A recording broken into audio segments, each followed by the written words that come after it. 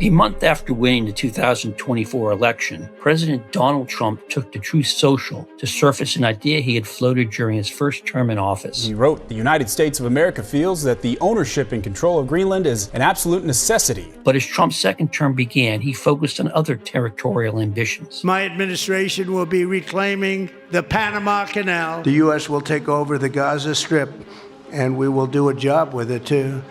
We'll own it. What I'd like to see, Canada become our 51st state. As 2025 ended, however, Trump turned again to Greenland. The White House says President Trump won't rule out the use of military action to acquire Greenland. If the United States chooses to attack another NATO country militarily, then everything stops. Given the fact that obviously it's effectively Danish territory and in essence then kind of part of NATO. I mean, some suggesting that would then be the end of NATO. Then at last week's World Economic Forum in Davos, Switzerland, Trump dropped his threat to use force against Greenland. The president sitting down with NATO Secretary General, emerging with a framework of a deal. The president claiming the U.S. will take full control of Greenland, but not telling us how. The crisis was averted, at least for now. Uncertainty swirls around what was agreed to and about the future of the transatlantic alliance.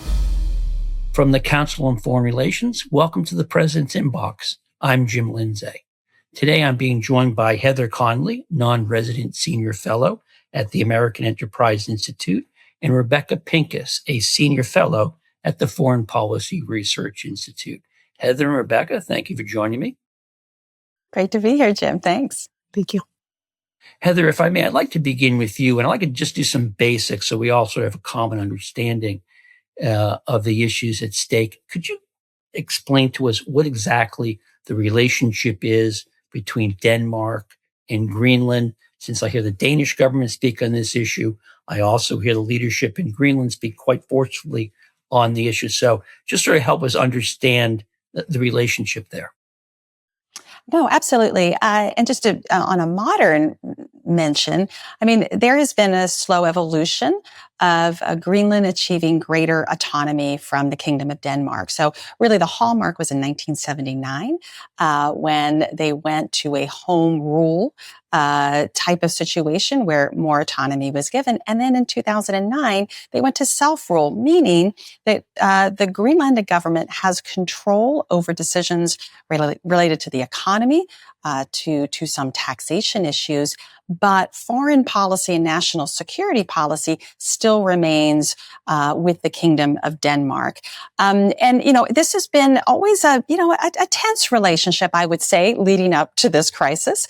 It has been one of Greenland seeking more autonomy, even independence from Denmark, but not sure how to do that economically because the Kingdom of Denmark provides annually upwards of over $700 million of subsidies, as well as law enforcement and other capabilities. And the Kingdom of Denmark, was a little frustrated as well with this relationship. However, the United States has managed to resolve all of that over the last few decades and to unite the Greenlandic government and the Danish government in ways we haven't seen in decades. So they're united, but as I said, this has been a story of evolution of greater autonomy, and that's what we're continuing to see today. Just a follow-up question there, Heather. It's not the case that Greenland or Denmark has set a date for an independence referendum, even though there is discussion on the island about seeking independence. So in 2009, when that self-rule government was decided, I mean, there is a process should those steps be taken.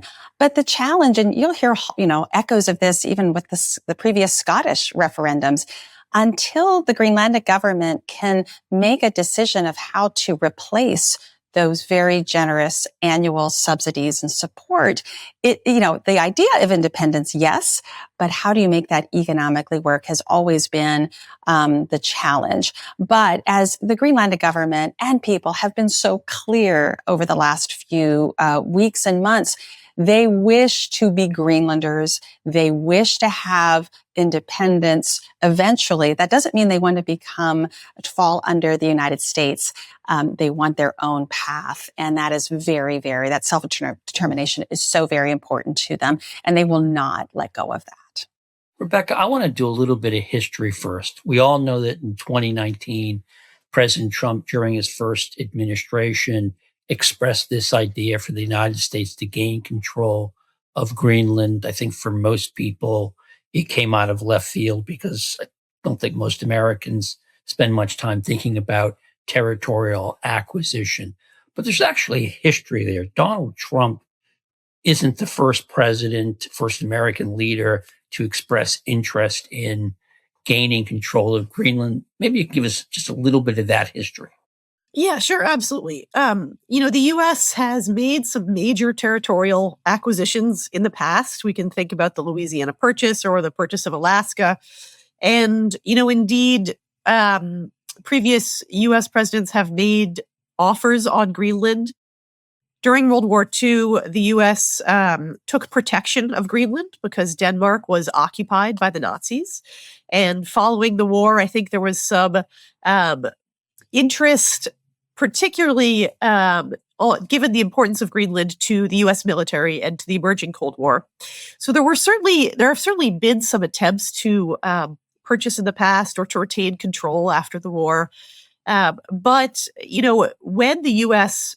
took the U.S. Virgin Islands from Denmark, we recognized their interest in Greenland. And that, there's a piece of paper there, a treaty. So that has sort of settled the issue. And, I think Heather is absolutely correct in really underlining that Greenland's arc has been towards greater and greater autonomy and, more independence from the Danish, from the Kingdom of Denmark. And so it's really hard to imagine a purchase when the Greenlanders are so explicit about what they want. I think one thing that I wanted to kind of circle back on when it comes to their rights and the Self-Rule Act of 2009, a really important piece of Greenland's autonomy is control over its natural resources. They won that right in 2009, so they make decisions around mineral leasing, for example. And that was a hard-won right, and it's incredibly important to Greenlanders. And they have set a pretty high bar when it comes to environmental standards, which is not surprising given that 90% of the Greenlandic economy is fisheries and that almost everyone in the country relies on locally sourced foods. So subsistence foods, fish, other sorts of wild foods from the Greenlandic environment. So protection of the environment is really important. It's not surprising that they've set a high bar for mining and other extractive industries. And I think that's something that plugs back into the conversation around Greenland's strategic minerals. Greenland has set high environmental standards. They have control over that body of law. And it's very unlikely. I mean, it's impossible for me to imagine that they would ever cede control of their resources and of those environmental standards to anyone else. Heather, please let me know if you disagree. But to me, that's just sort of a fundamental point. So 100%. And this is why, there's a lot of confusion.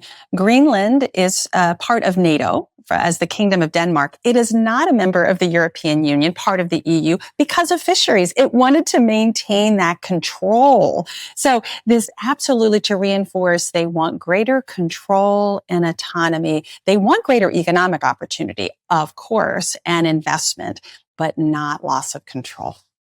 Okay, Heather, help me understand what Donald Trump's case is for the United States acquiring Greenland, because I don't think it's purely a whim. There's a strategic and economic calculation there. And again, if you look at the history of this, the United States has in previous iterations sought to take control of Greenland for economic or security reasons. Even Rebecca mentioned Alaska, and I will note that Secretary of State William Seward, who's responsible for the purchase of Alaska, was then known as Seward's Folly. He had bought an icebox, actually also wanted to buy Greenland, but the fact he had just spent $7 million buying what to most Americans seemed to be a frozen wasteland sort of ruled out getting Congress to give him money to buy Greenland.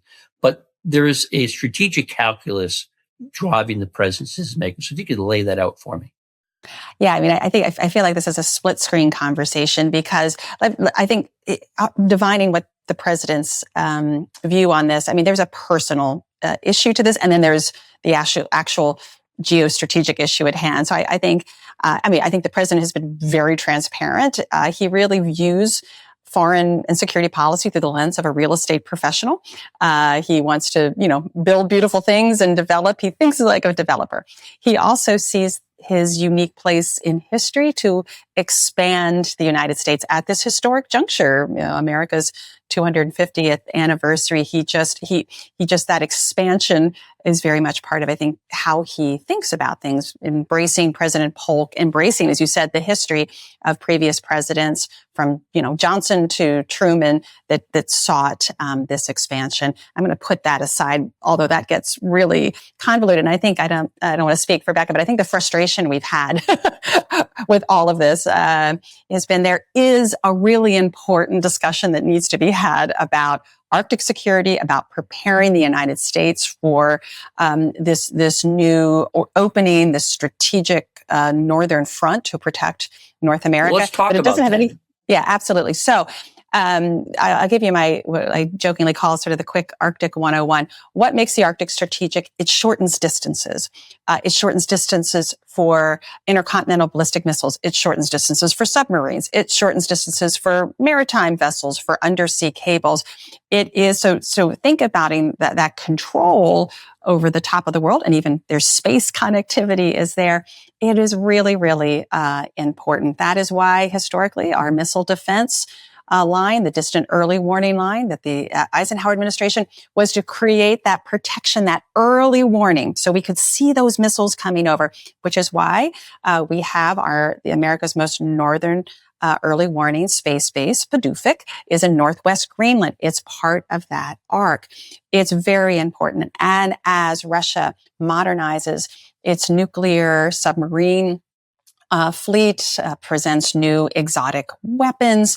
That's really, really important, that missile defense architecture. But America doesn't do it alone. It needs Greenland. It needs Canada. It needs our other countries to help present that. So that's part of it. We're also seeing... If I just stop you there a second, Heather, I just want to sort of make clear the reason this is a concern now, much more so than a couple of decades ago, is because climate change means that the polar ice cap is melting, and we're now headed toward a place in which the northern seas will be navigable all year round, and that sort of changes the calculation. Correct? Absolutely. Environmentally, yes, we're seeing more commercial, scientific, and military activity. And we are seeing where Russia and China, we were a little slow to catch up to this, understand the Arctic as a strategic frontier, the power that does have control and is able to elude missile defense, to be able to put vessels there, put more offensive capabilities. That will be a controlling factor. So it's really both, Jim. And I think the environmental change, the transformative environmental change is accelerating all of this, but it's also a military play. China wants to be a great polar power. They see the new strategic frontiers. Russia's future military and economic survival depends on the Arctic. So the stakes are enormously high for both the military as well as the economic development. Rebecca, Heather's just laid out the strategic argument for the United States to gain control of Greenland. Can you lay out the economic arguments? Because you've already alluded to this in your talk about the concerns that Greenlanders have about preserving their environment. But I do think, given all the talk about critical minerals and how they are key to the future of the American economy, if you could just sort of help us understand what it is we think Greenland has. Yes, absolutely. So, Greenland is expected to have a very rich endowment of a lot of different minerals and hydrocarbons. And I will say the Arctic in general is sort of a resource basket. The region is rich in minerals, it's rich in hydrocarbons, it's rich in fish, I should note as well. Part of the reason that the Arctic broadly and Greenland specifically is sort of full of all these resources is that it's so hard to access them, right? I mean, we have known about minerals and hydrocarbons in the Arctic region in Greenland for many decades, for 100 years. But because of the added costs of getting to them, because of the climate and the ice and the darkness and the cold, the economics have never really shaken out, because you have to have, for mining in Greenland or the Arctic to make sense. And if you look at the specific, the few mines that are out there, whether it's, Red Dog or Mary River or anything, you have to have a deposit that is remarkable. It has to be sort of a world-class deposit of whatever it is. So that the profit margins are large enough to support the upfront and ongoing costs associated with extraction in an Arctic context. And so, Greenland has not had much of any mining activity outside of World War II. I will say during World War II, there was a very important cryolite mine in southern Greenland.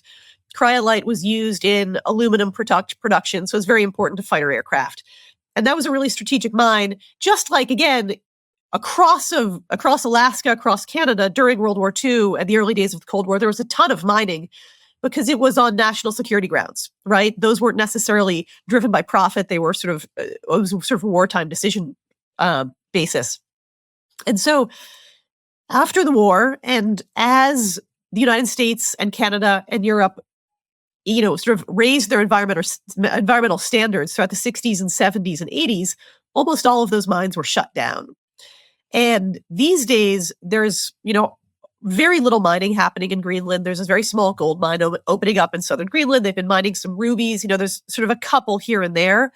But most of the resources in Greenland are still in the ground. And it's things like strategic minerals, probably uranium. Uranium and strategic minerals or rare earths often co-occur. So it makes the mining a little bit tricky. And I don't want to get sort of too into the weeds here, but if you're talking about uranium production, that touches on Danish authorities over national security and foreign policy. And so mining for uranium gets a little bit more complicated from a sort of political perspective with regards to Greenland and Denmark. We don't sort of need to get into that. But I'll note that there is uranium, there have been some uranium deposits found in Greenland, often around those rare earths. Probably hydrocarbons, probably oil and gas. Gold, certainly some precious metals, rubies, as I mentioned before. There's just a lot of resources in Greenland given its geology. And again, it's similar geology. It's the North American shield. So it's similar geology across Canada and Alaska. But, again, the upfront costs, given that you're talking about a greenfield production site without any infrastructure under incredibly harsh conditions, has really foreclosed minerals development. And I will say that in Greenland in particular, most of these deposits are expected. We have sort of probabilities given the underlying geology, but they have not been characterized. So the first step, just going out and taking field samples and figuring out sort of what is actually there, how much of it, what quality, none of that work has been done for the most part across Greenland.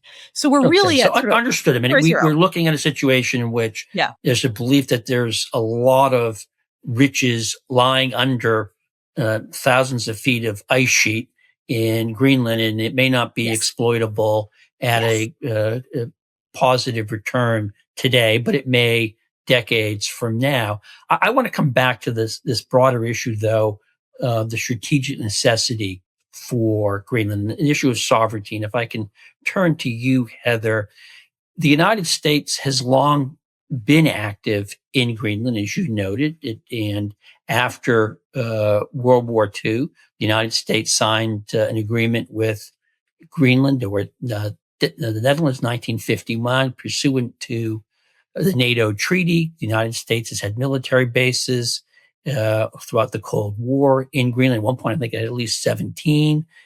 We've had military installations there. So it seems like the United States has great access to Greenland. Why is sovereignty over Greenland so important to Donald Trump? What is the difference there of having sovereignty? Well, I'm going to get back to that original. The real estate professional believes ownership is the only way you control the property. The president has been explicit on that point. He's been explicit. No, you have to understand, I think, what shapes his worldview. And this is why this ownership, this acquisition, and this is what we're all frustrated, because we have everything we need. And as you mentioned, and again, the history is important here. So in 1946, the Truman administration quietly approached the Kingdom of Denmark to talk about acquisition, and they were quietly told, we're not interested. And then 3 years later, what we did was founding of NATO, that a multilateral security umbrella, of which the Kingdom of Denmark and Greenland were the founding part of that. We built that basis. And then on top of that came the U.S. bilateral defense agreement in 1951 that has been updated over time. So when this conversation began back in 2019, Copenhagen and Nuuk were like, okay, we have these instruments. What do you want?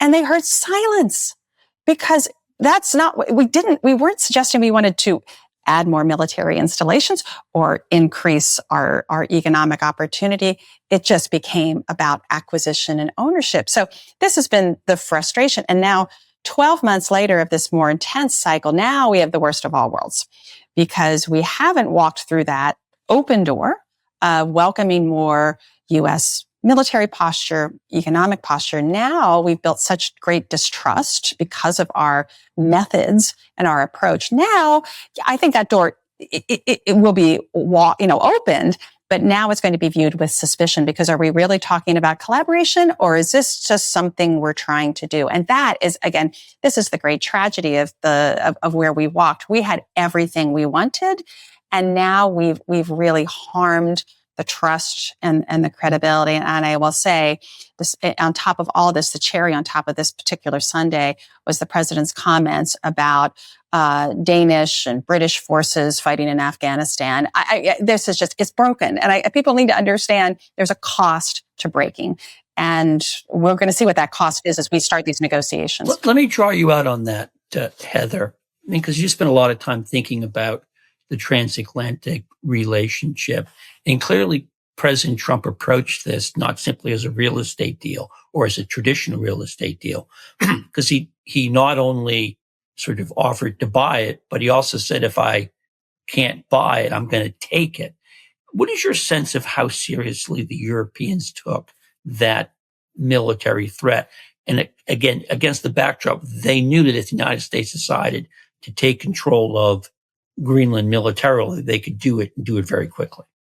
So I think they took this very seriously. And Jim, of course, this happened in the aftermath of the Maduro seizure operation, which was extraordinary. I very, very seriously, in part why they began to, several NATO countries started to put forces, very, very small forces. They were basically preparatory for a military exercise that would have been held. Honestly, they were doing it for the exercise, but it was a reassurance presence. The Danes flowing, Danish special forces, it was to just say, we have to protect our sovereignty. This is how serious it became. And of course, I think the president interpreted it as serious, and which is why he threatened the tariffs. This was very, very serious. And I never thought, Jim, in my professional experience, the hill that we were going to die on transatlantically would be Greenland. And that's sort of what we started to do. But I will say the Europeans held to the principles of territorial integrity and sovereignty, which is what we are supposed to be holding on to, our sovereignty, our territorial integrity. Yet this purchase, this acquisition erodes our own demand for sovereignty of our borders and protection of that. So it's very, very frustrating. Heather, why do you think the president backed down at the end? Because he threatened to use military force, or maybe say more correctly, refused to rule out using military force until he went to Davos. And then he said he wasn't going to use military force. Was that out of just goodwill? Was someone persuaded him? Was he persuaded by the determination of the Europeans? This is a guess, speculation, and Becca, you have great thoughts on this as well. I think in part, it was consuming too much. It was consuming too much of headlines. It was, and obviously the president's juggling an enormous portfolio of issues. And I think, honestly, this is what NATO Secretary General Mark Rutte gave him. He needed a way out of it. And I think it showed some limitations. Now, I don't think anybody should be happy I'm pleased with the climb down. I'm pleased that we can hopefully get this back into the track that it should have been in, that Vice President Vance offered just the week before, of a high level dialogue. Let's get that back on track. But I think it was the president acknowledging that if he would continue on, he was going to lose. I hope that was the case. But it was a shame that we had to go out on that limb as far as we did. Rebecca, let's talk about the framework agreement, because that was the surprise coming out of Davos. I mean, really, literally within 24 hours, we went from a fear of a military invasion to we have a framework agreement. Now, I've heard some people refer to the framework agreement, as Heather did, as a climb down. This was a way of letting Trump get out of the box canyon he wrote himself into. Whereas I've heard other people say this is Donald Trump's art of the deal in operation. The president banged the table, got everybody upset, and then he got what he wanted. So before we assess that, maybe you could just tell me what's in the framework agreement. I have yet to get any hard details. In fact, I think that seems to be true of a lot of framework agreements. Well, and I mean, I think framework agreement here is carrying a lot of water, right? Like the president sat down with Secretary General Rutte and they came to some kind of agreement, but the Danes and the Greenlanders were not part of that conversation. So, I don't think we have anything approaching a real framework agreement. I think because the Secretary General of NATO can only speak for NATO. I think it's wonderful that he got to an agreement with the president and diffused the immediate crisis. And I think, the market's reaction to what was going on with tariffs was a big part of this. So I'm really glad that we the bond market wasn't particularly crazy about this. Exactly. And I think that, sort of lit a fire under everybody. Let's find an off-ramp. I'm glad we've gotten that. But, as Heather has said, this is sort of the worst possible outcome. We have the United States has alienated allies and sort of brandished this big weapon around of, we might use military force, we're going to impose these tariffs, and then climbed back down from that. And we don't appear to be getting anything that we didn't already have, right? Let me ask you about that, Rebecca, because one of the things I've heard being suggested is the way they're going to square the circle here is that the United States will get military bases in Greenland. Again, long history of that. But in this case, we will sign some sort of agreement suggesting that the land on which the American bases sit are sovereign American territory. And there are analogies here to the arrangement Britain has, I believe, at Diego Garcia and elsewhere. So is there any there? Is that something that would be acceptable to Denmark or to Greenland, or is that a red line for them as well? I have a hard time imagining Greenland ceding territory to the United States or Denmark. That's what that would be. Something like a Guantanamo Bay 99-year lease, maybe. That seems more plausible. Heather, I'd be interested in your thoughts on that. But I think the idea that that the U.S. is going to own territory in Greenland, that it's going to be, ceded, I find that hard to believe. But let me ask you that. Why wouldn't Greenland agree to that? What if it came with financial compensation? Why would Greenlanders not want to do a deal like that? What would the sticking point be? Well, I think it's important to look at the history here. The United States has had military bases, had the Thule Air Base, now Batufik in Northwest Greenland since the early days of, it's been a U.S. base since the early days of the Cold War, and we've had relatively free latitude there, a pretty remarkable amount of control over that territory, and it's pretty badly polluted.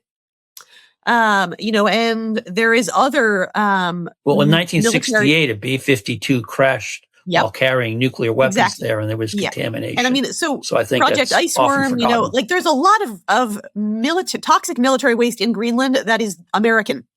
So I think we don't have necessarily, a lot of people I think don't sort of fully appreciate the history here, but we are not coming in with clean hands. And And also, the local population was forcibly relocated to build the Thule Air Base. So there's all these painful spots in the U.S. history in Greenland. And, for example, in 2015, those sort of wounds were reopened just because of the base maintenance contract didn't go to a Greenlandic company. And that was a big crisis. It's amazing 10 years ago, that was the big crisis in sort of U.S., Denmark, Greenland. But, there is this sore history. And, particularly the way the administration has come in with the language, as Heather talked about, it hasn't been in a sort of partnership approach. And there is this legacy of sort of toxic military waste. So I think there would be grave concerns about the U.S. taking control of parts of Greenland. I guess, if you put a gun to their heads, maybe, but, I think it's something that I have a really hard time imagining. And the fact that the conversation has not yet appeared to have included Danish and Greenlandic participants, I think, it's too early to say that this would be an outcome. Ruta can't, promise that. Well, Heather, on that score, what Rebecca is suggesting is that this issue is not settled. It is going to continue. So how do you see all of this playing out on the transatlantic relationship? You and I are both of an age in which this was the foundational pillar of American foreign policy. That pillar seems to be being questioned or at least tested. Yeah, I actually see this is where I think there's going to be some positive things coming out. And so, thank goodness we can sort of talk on a more positive note. I think what you're going to see is NATO putting together a more significant Arctic posture. And so, we're seeing in March the exercise Cold Response, which will be a pretty significant, it happens every 2 years, in Northern Norway, Northern Finland. I think you'll see more, whether that's Arctic endurance, more exercising. So I would suspect in the July NATO summit, you will see NATO leaders approving whether it's Arctic Sentry or something. There'll be some posture there. And that's great because NATO has been really, really slow moving and thinking about a more forceful NATO posture. So I think that's the benefit. The other benefit, and I hate to say this, the more the president talked about annexation and corporation ownership, we have the Kingdom of Denmark putting forward a pretty significant Arctic security package. I'd like to see the United States put forward its own pretty significant Arctic security package for Alaska. We can talk about that at another time. But you're going to see, really much greater security posture, frigates, surveillance, sensors. This is great. Canada is doing the same thing. This is great. We need more security. But it's unfortunate that it took saber rattling from an American president to get everybody moving, but everybody's moving in the right direction. And I think the way forward is much more of a NATOization of this because, to Becca's point, yes, we have the 1951 agreement. There was some suggestion, again, there was just such chaos coming out of Davos, like what in the world was the concept of the framework of the agreement? We don't know.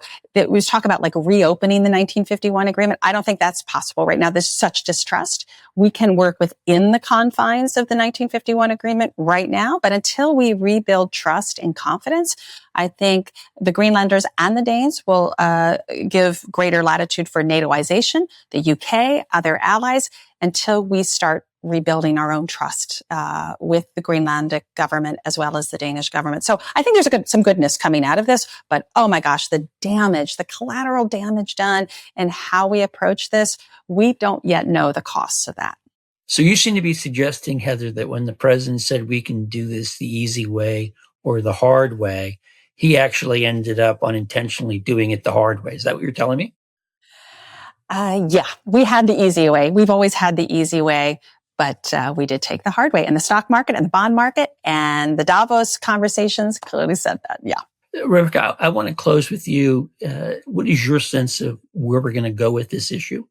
And also to the extent to which the United States, in terms of its own force posture, is able to provide security to Greenland. And we all know that Greenland maybe inaptly described, there's an awful lot of ice in Greenland. One thing I noticed that the United States is very short on icebreakers, which I assume would be critical in that part of the world. Last I heard, we had 3 in theory. One apparently isn't really seaworthy or could only take on small ice cubes. But just sort of close me out by giving me some sense of, how well positioned the United States is to take advantage of or to provide security to Greenland.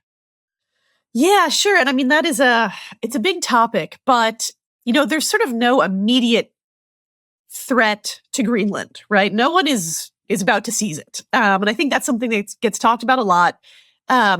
Greenland is important to the United States because of our base providing early warning and missile defense to North America. But there's nobody out there who's sort of poised to take Greenland. Obviously, Heather talked about Russia's military capabilities in the broader Arctic and the importance sort of the GIUK gap and, submarine warfare.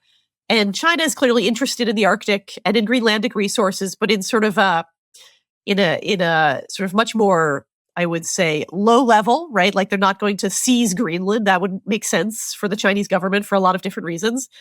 So, in terms of the gaps around Greenland, what has been acknowledged and what, NATO and what the United States, the Pentagon has said is we need better situational awareness.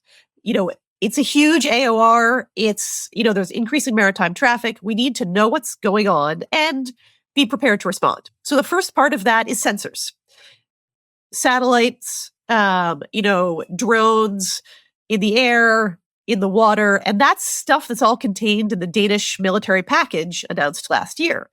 From a United States perspective, we want to shift that burden to our allies. So when Denmark pledges $4 or $5 billion to Greenlandic security, that's a win for us. That's something we don't have to do, right? The U.S. has a lot of demands on our military. And so for having Denmark kind of take that over or having maybe like a NATO air policing mission or something, that would be a win for us because it would enable us to focus elsewhere.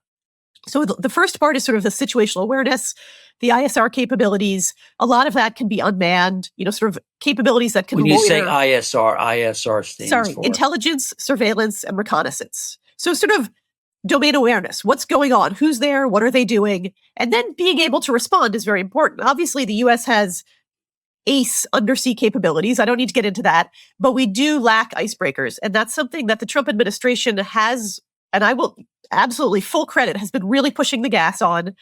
They have moved ahead with some pretty unconventional approaches to building icebreakers, which is something that the U.S. hasn't done in a long time. And I believe we're getting help from our friends in Finland. Yes, exactly. Yeah. Finland and Canada through a trilateral Shout out to Helsinki. Yes. Called the Ice Pact. And so we're going to be getting, a lot more icebreakers in coming years. And I would imagine the Coast Guard has been planning on stationing some of them on the East Coast. So I would imagine we'll be seeing U.S. icebreakers pulling into Nuuk and maybe other ports in Greenland in the next, 10 to 20 years.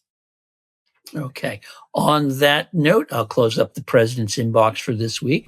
My guests have been Heather Connolly, non-resident senior fellow at the American Enterprise Institute, and Rebecca Pincus, who is a senior fellow at the Foreign Policy Institute. Heather, Rebecca, thank you very much for joining me. Thank you. Thanks, Jim. Today's episode was produced by Justin Schuster with Director of Video Jeremy Sherlick and Director of Podcasting Gabrielle Sierra. Production assistance was provided by Oscar Berry and Kalia Haddock.